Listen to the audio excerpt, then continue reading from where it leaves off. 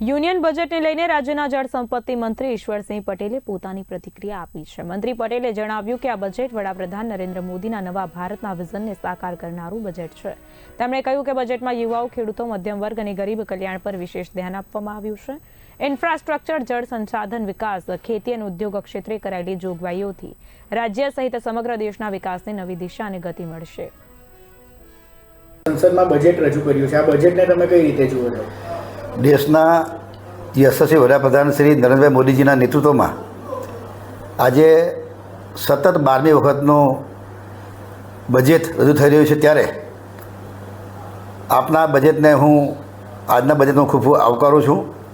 આજનું બજેટ આત્મનિર્ભર ભારત અને વિકસિત ભારતના સપનાને સાકાર કરતું બજેટ છે।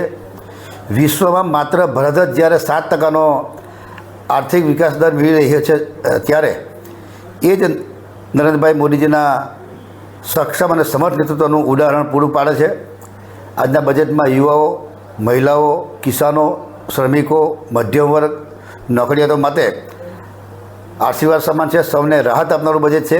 આજનું બજેટ ભારતના વિરાસતને જીવંત બનાવનારું અને નવા ભારતના નિર્માણને સાકાર કરનારું સક્ષમ બજેટ છે, જેને હું સહર્ષ આવકારી દેશના વડાપ્રધાન શ્રી નરેન્દ્રભાઈ મોદીજીના અને તેમની કેન્દ્રીય ટીમને હું ખૂબ અભિનંદન પાઠવું છું।